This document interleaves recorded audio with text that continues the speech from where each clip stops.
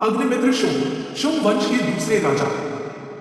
अग्निमित्र शुंग प्राचीन भारत के शुंग वंश के दूसरे राजा थे, जिन्होंने लगभग 149 ईसा पूर्व से 141 ईसा पूर्व तक शासन किया।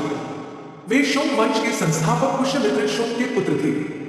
पुष्यमित्र के निधन के बाद अग्निमित्र ने मगध की गद्दी संभाली और पाटलिपुत्र को अपनी राजधानी बनाया। अग्निमित्र का शासनकाल राजनीतिक और सांस्कृतिक दृष्टि से महत्वपूर्ण था। उनके जीवन और शासनकाल की जानकारी मुख्य रूप से महाकवि कालिदास के नाटक मालविकाग्निमित्रम से प्राप्त होती है। इस नाटक में अग्निमित्र को एक न्यायप्रिय, पराक्रमी और विद्वान राजा के रूप में चित्रित किया गया है। उनके शासनकाल में विद्रोह और बाहरी आक्रमणों का सामना किया गया। उन्होंने विदिशा और विदर्भ जैसे क्षेत्रों में अपनी सत्ता को मजबूत किया। अग्निमित्र ने विदर्भ के राजा यज्ञसेन को हराया और वहां के शासक को अपना मित्र बना लिया।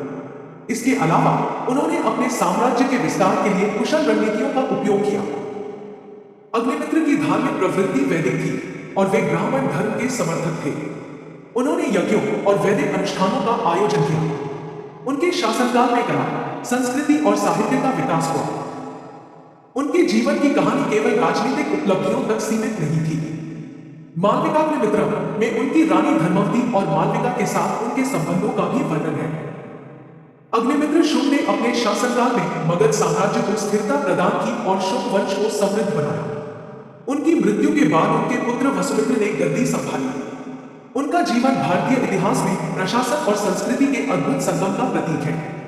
इतिहास हमें अपनी जड़ों से जोड़ता है और आने वाले कल में निर्देशित करता है। अग्निमित्र शुंग की इस